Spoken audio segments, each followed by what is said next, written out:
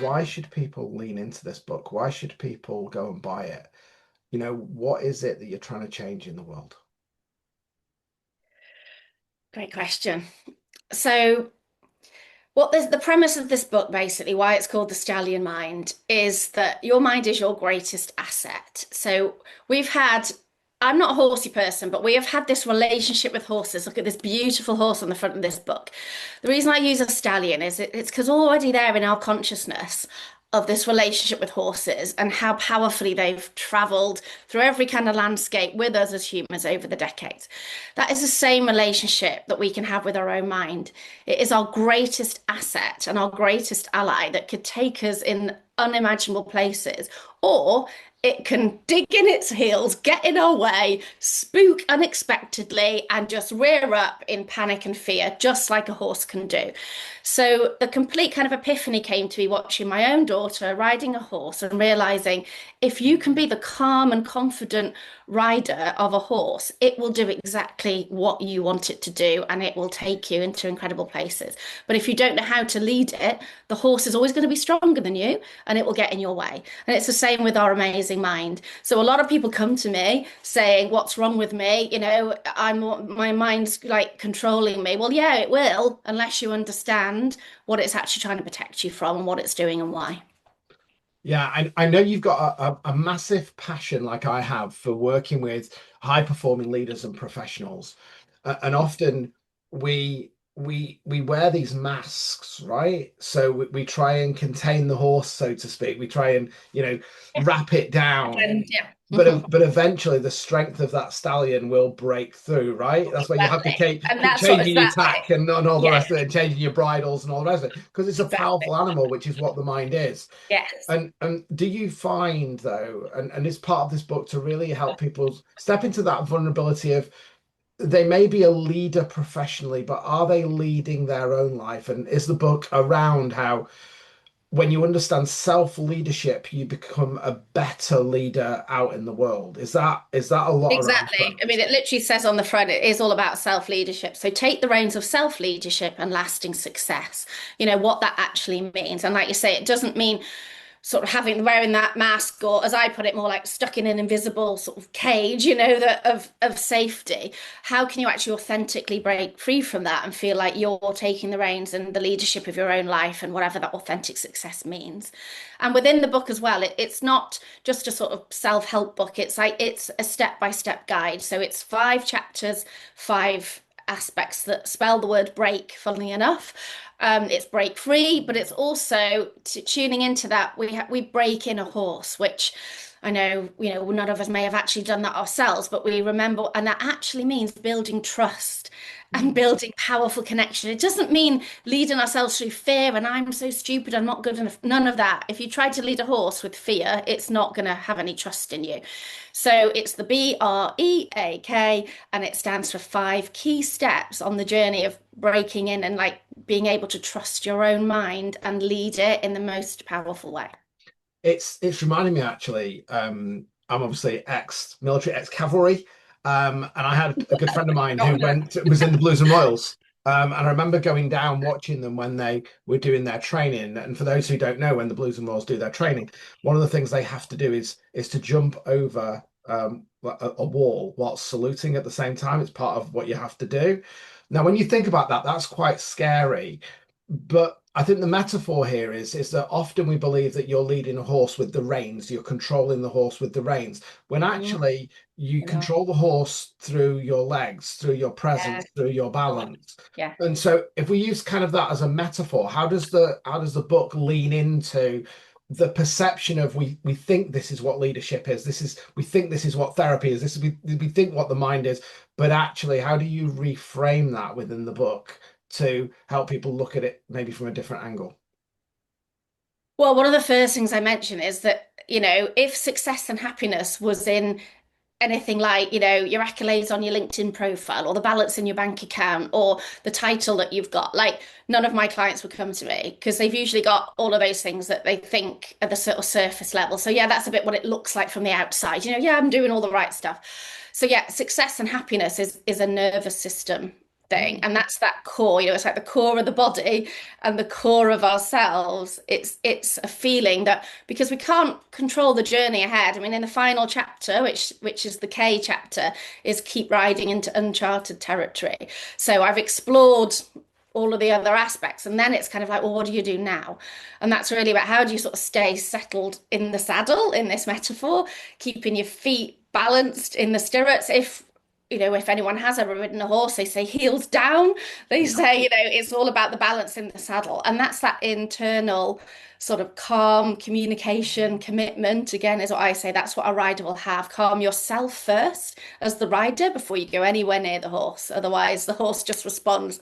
Communicate with every part of your body, every thought, and commit to clearing the obstacles. So I love what you said there, is when you're going over a wall or whatever obstacle in life or challenge, you have to look beyond at where you want to land. There's no point looking at the wall because you're likely to hit it. So Yeah. you've got to look beyond it. What do you want? And Yeah. that's, again, the book goes into all of the science of how do you calm yourself? How do you communicate with your own mind? And how do you commit to what you actually want so that you get it? Yeah, I think the word that comes about, I want to just come back to this because I'd be really interested within the book how you pull this out. And the word is success, because again, a lot of us are hypnotized to believe that this race is going on. And I watched something the other day that was talking about, if we look at Renaissance paintings, the Renaissance paintings are really full of everything. They've got lots of story and depth that go into them. But about the same period, if you looked at the Chinese art, there are gaps and spaces within the art, which allows capacity for the person who's looking at it to see into the space. And often success is, how do we fill our lives with everything, rather than actually what do we take out, what are we focusing on, what is bringing space and peace, and does it go into defining a little bit about success and finding your own version of what that is, rather than following the narrative of the world. Yeah, exactly. And obviously, without giving too much away, I think that's what makes my method, my kind of breakthrough method, and what's in this book actually different. Because where I begin my sessions is it's with exactly that. I actually take people using hypnosis into the times when they have felt most at peace, Mm. most confident, or most whatever they want to feel. That is, I believe, exactly how we arrive on the planet. So, and it always surprises me, Mark, because I love this question, because what that is often the most powerful part of the session. So it's not really understanding what's getting in their way. It's actually understanding when have I experienced my most happiest and successful moments? And you know what doesn't come up? What doesn't really come up is when they got that certificate or they achieved that thing or somebody else told them that they were, had validated them. What comes up is when they had it just yesterday. Someone went, oh, just being with my nan when I was 8, me just existing was enough for her. And I felt absolutely seen, important, and that to me, if we then translate that onto this analogy of riding a stallion, when you bring that energy of like, I am more than enough, and I'm just in the right place at the right time. And I had that feeling when I was with my nan when I was 8.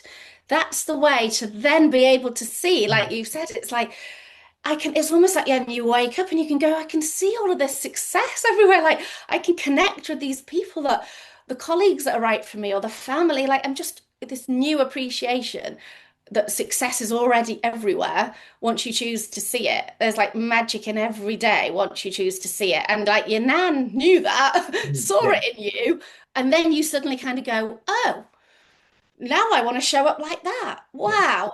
And that's honestly the biggest change. Yes, of course, we then understand everything that somebody might be holding on to within their stallion mind, what might be spooking them, and all the rest of it. But the most powerful thing is exactly what you've said there. What does success feel like? And when have you felt it before? Tune into that first. And it sounds to me, using this as a metaphor, it's a good rider of a horse knows how to anchor into the saddle, with enough strength and softness that they can move with the horse. And so it sounds like the book is talking about, how do I anchor into life with enough softness and truth about myself that I can ride over the hurdles of life without actually falling off, because I've got enough Yeah, capacity in my nervous system. I'm not clinging onto the horse like this, and then I'm going exactly. to fall Yeah, over. no, So exactly. yeah, it's Because it's yeah, firmness and control and anchoring in truth and self, and the book is taking people on that journey of understanding how to create that space, that balance, that anchoring in the same way that a rider has to do when they're riding a horse to give that confidence. Is that Yeah. that's the Yeah, and I premise love what really? you've reminded me of there. So, for those that don't know, I'm also a professional speaker, and I entered a speaking competition with the Stallion Mind Talk, and I had 8 minutes. And one of the things as a professional speaker, you want to sort of hook people in, you want it to be memorable. So, I was thinking to myself, do I need a prop? And I was there thinking, well, in this country, we're both in the UK. You'd be riding a riding helmet. And I thought, that doesn't work because that's giving the impression you're going to fall off and hit your head. And I thought, I've got it. And at the end of my talk, I had a cowboy hat, basically, and I put that on instead, and I did a massive yee-haw at the end because cowboys and cowgirls out going into Yeah. uncharted territory when they were going off into the Wild West, they weren't thinking about, oh, I'm going to fall off and I've got to. They were thinking like, "Oh, let's go, like enjoy the ride, enjoy the adventure. So I realized like it's a cowboy hat and a yee-haw and a okay, I might fall off, but I'm going to get back on and what's this adventure going to be about and like and having embodying that rather than I know we have to protect our heads in the UK, but it's not a helmet of like, oh no, I'm going to fall off. It's more like a yeehaw. But Let actually, me if we look at that, actually, if we look at people like the gauchos, if we look at the over in Asia and the horsemanship in Argentina and all these places, we of course, protecting your mind, protecting your head is really, really important. But actually, if we look at the analogy in maybe where indigenous tribes are working with horses, and where in which somebody goes to Pony Club and they've got their helmet on and all the rest of it, actually we enter the relationship with the horse from a place of fear, whereas I guess more naturally when we started to learn how to ride horses, it was more how do we build a relationship. It becomes a kind of an ecosystem where we're benefiting the ROI of those two beings coming together. How do we support and help each other?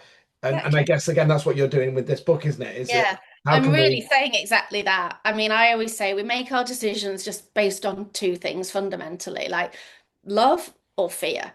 And I just absolutely stand with this premise of, yeah, if you approach something with like love, trust, connection, empowerment, like just the potential benefit of that is just vast. So just focus on that and that building that relationship. And then you're just going to bring out the best. Whereas obviously, I understand, well, I just think this world more than ever is feeding us with fear. And I don't see any benefit of continuing to look at it in that way. We really have to try to see a bit like you were saying earlier, you've got to see through the gaps, see the potential, and then and ride through the gaps, which again why I like this analogy. It's like whatever the landscape, there's never been anything more effective on the planet in terms of traveling through gaps than a horse and a rider Mm. across any territory, like mountain passes and deserts and across rivers and anytime a car would get stuck, even a truck, they'd run out of fuel or something, they'd need fixing. Horse and rider, they're still going. Yeah. They're still absolutely fine. And I think that can be our metaphor for like, I'm gonna get through this. Like, Uh, look at where I'm going. What's coming up in my mind at the moment is I've got this imagery in my mind of a rider going over a mountain pass, but then something a beach appears. And they go down to the beach, and then the rider gets off the horse, takes the hat off, and they both walk into the water and experience that pause. And life's a little bit like that, right? We need to know how to ride the horse at speed, have the safety if required, but Yeah, actually it's the moments of reflection and the moments of pausing in life that go, actually, where am I now? How can I experience this relationship with self or the relationship with the horse in a completely different way that's calming, that's relaxing? And yeah, so does the book pick up on kind of themes of it's not just about getting on the horse and riding, it's absolutely. about how do I Absolutely. experience that in different ways as well? Yeah. Well, if I explain just sort of briefly, really, I mean, yes, I love exactly that. It becomes this cohesive system of trust within listening to your own body, listening to your own mind, exactly that. Just like you would pick up if the horse wanted a bit of a rest, just needed to eat, wanted to have a swim. So it's this presence really that comes from the book. But briefly through the break thing, so the B stands for become aware. So that's becoming aware of what would you want to be free from? So a bit like, if the horse is spooked by certain things, like how are you describing that? So, and that's what people come to me. They say, "Oh, I've always been an anxious person, Kat." Well, they haven't, but they've picked up an anxiety protective strategy, as we know. Oh, I've got obsessive sort of thoughts or feelings, I've got inner critical thoughts, whatever it is. So that's really the become aware. What is it that you would like to be free from that seems to be coming up time and time again as a pattern? The R stands to recognize what's really going on. So that's about the root cause. What is your stallion mind actually afraid of? Because that's a protecting strategy. So what you're really afraid of is usually like rejection, feeling helpless, feeling not important or ashamed, anything like that, or not good enough. Then the E stands for energize your conscious rider, because this brings in our natural personality strengths. Again, something that I bring in that's quite different, I believe, than other therapists. I've been a strength psychology coach for 10 years, and that's all about what makes you you at your best. And we're completely different. Once we know our top strengths, you and I will have very different strengths. So that's kind of like the way that I would ride my mind and bring out the best in my mind is different from how you would. And that's fine because you're not trying to be someone else's version of the life that you want or the way that you want to show up in the world. So that really helps because a lot of people say just be yourself. So the E chapter goes, well, answers what that even means. Like, well, how do we even know what being ourselves means if all we've done in our life is try to meet other people's expectations? So that chapter is about connecting with like, what do you feel energized by? Then the A is about attracting what you want. So that's coming into really what we've already been talking about. How do you feel comfortable in the saddle? How are you going to lead? How do you take those reins? And then the K, the keep riding, is when other stuff can happen around us, like the metaphorical weather, or the path seems to have multiple different directions, or somebody else is trying to take the reins of my life. Like, what do I do then? So that's the sort of practical things at the end that people would need to then, after they've had a session with me, they're still going to then need to keep riding their own mind. What does that mean? Yeah. Yeah, and I can see it, this layers a lot in some of the methodology that I personally use in my own method. But actually, if we were to look at that from a rider's perspective, from an equestrian perspective, it's a little bit like the first time you get on the pony, you've just got to learn the basics. But once you've learned the basics, it's now, well, where is the environment in which my best self is? Am I dressage? Am I going to be So jumper. a I show love that you jumper, say that. Yeah, I put that in. racehorsing? Or, Yeah, but it might be. that's Do you know it. what? I'm not going to be able to compete at an elite level, but actually, where can I ride my horse, which brings me joy and passion? And it might just be I'm just going to plod along the streets. I'm not going to go some massive hack, right? I'm gonna have that relationship. So what I need to do is I need to understand what is the type of horse that is going to help me through the different seasons of my life. And I'm guessing, again, that's what the book is going to be talking about, is that actually you may need a different horse in different environments. And it's how do I flex and give Yeah, confidence to yeah, that horse to be able to, you see many videos where you'll have a horse that will come and got some water and will completely freak out, but can jump a fence without any problems. And I guess yeah, that's what you're talking about in yes. this aspect, isn't it? Of how the mind, the environment can shift, but how do we keep riding and understand how to keep on the horse?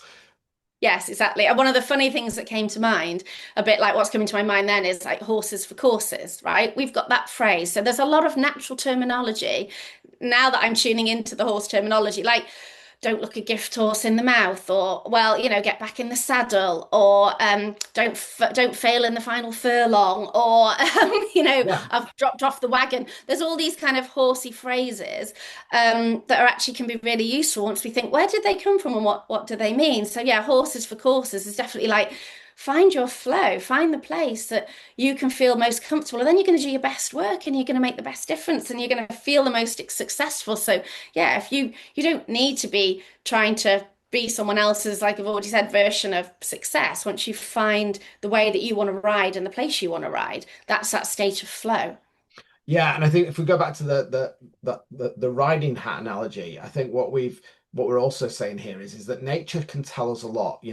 That the stallion, the horse, might be a different species, but actually it can give us a different reframe on maybe how we navigate our life. Whereas we've put ourselves in cages very much. The helmet bit represents the cage of Mhm. fear and safety and all the rest of it. And it's Yeah. how can I interact with another animal that might teach me? Horse therapy, I know, is very, very popular and very, very good because the Exactly. horse teaches you and picks up on energy. And we are so logically minded and we're so structured, but Yeah. but nature doesn't work like that. Nature ebbs and flows and it can teach us a lot. So I guess the book is really using the Stein as a metaphor to say, how do we go back to our natural best self rather than Mm. trying to create these cages that people have told us that we need to live in? Yeah.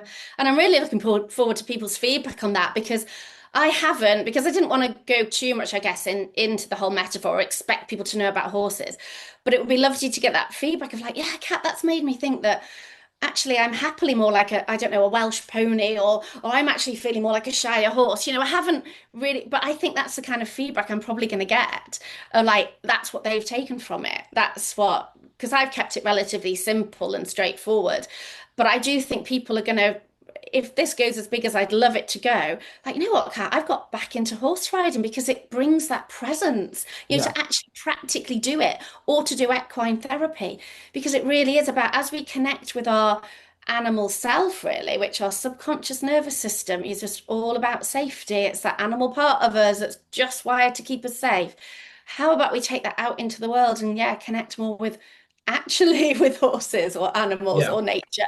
Because there's the wisdom that we've yeah. lost. Yeah, Yeah, lost that. and I think that, just picking up on what you said of, how many people maybe used to love horse riding and Mm, gave it up because they had a bad accident or something like that. mm. And so again, we look at that, oh, I might get injured rather than, well, what responsibility can I take that could have inputted into that happening? What can I learn from that? How can I get back on the horse? So whether that be literally, how do Yeah, I get back on a horse? Or in the maybe there's been saddle. a passion that you've given away that maybe you've gone down a path and how can you ride to a get on a different horse, try something new by understanding self and those environments. So I think the horse, we use all these horsey metaphors, but I think it teaches us that actually what's the thing that they say, get back on the horse if you get thrown Yeah, off, you know exactly. and Yes. and so does the book kind of guide people that if they are struggling in life, whatever that might be, that it might give them some insights and some tools on how maybe they can get back on the horse, but it might be in a different environment, and give them all of those tools to go, what is my passion? What is my love? How do I get back into that? Those first steps that they might be able to take. Yes, and well, I hope the way that it mainly does that is that three of my incredible clients have given me the permission to share, obviously confidentially, identifying details have been changed, but it's their real stories. So they're following three real clients through these five key steps. And through that, it then brings to light how have those clients changed? They walked in one way and they've walked out completely differently. And actually, and it's my own personal story in there as well of exactly that, Marcus, of like, within us, I didn't realize, other than under hypnosis, what actually lights me up. And one of the most life-changing experiences I had was going back to being a 4-year-old in primary school, having lipstick put on my nose. And I was under hypnosis going, what on earth is this? This is a bit weird. Turns out I was like, oh, I know what this is. I was being Rudolph the Red-Nosed Reindeer in the Christmas play at the age of 4. And once that light bulb went on, other light bulbs came to sort of join it of dance and performance. We're both brass band players, right? And so what I realized was this calling to be a speaker and to try to make a difference from the stage, coupled with my, clinical experience and knowledge, physiotherapy, relationship therapy, all of the stuff I brought. I was like, oh, that's the drive. That's this. So little 4-year-old me knew what it was. The saddle I wanted to get back into Mm. was actually being on a stage, like not being Rudolph, but being a professional speaker. I was like, Yeah, that makes sense. So then it's like the dream, then it clicks in and you go, oh, it's who I am. It yeah. isn't something that I'm aiming for and I can't really figure out why, and maybe I should give up or maybe I can't do it. You're like, it's who I am. And that's what a lot of clients will go, oh my goodness, I've remembered who I am. And that could be literally going back to that hobby, or it could be, how am I going to find that feeling now because it hasn't gone anywhere? It's waiting for me to like reclaim it. And then, yeah, they go, right, do you know what, Kat? I'm going to do this. And it's something that was so unexpected. They go, I've got it now. I've got it. This is what I want. It's amazing. So what I'm hearing is basically this book is the Black Beauty version of taking you back to yourself. Because in Black Beauty always seemed to be able to fix everything. Yeah, right, exactly. So and so if any, I used to love Black Beauty when I was a kid I watching love that. that. It's I love amazing. And so really what the book is doing is it's the opportunity, not through theoretical process, but from sharing the experiences of your clients, of your own experience of the knowledge that you've come across, not just about the mind, but the nervous system and that emotional kind of tapestry, that polyphonic weaving of all of the things that is self, is it's about the book is trying to help people come back to their truth and to themselves. So you're taking them on a horse ride basically into the book is a reflective, it's not just a book that you read, it allows you to reflect Yeah. where you are in life. And I know that you'd said before that this isn't a book that you read and put down. It's a lens really that you can put your life through in this moment and next year. And so Yeah. wherever you are in life, it will allow you to see that in a different situation. So it's a tool, not just a book. It's a way Yeah. in which you can reflect and look through your life. That's what I'm hearing. Yes, and it's a type of book I hope is read, more than once. I mean, I read a book and I got to the end of it and I wanted to go all the way back to the beginning. And my greatest, honor would be if somebody says that to me. They were like, I started it all again.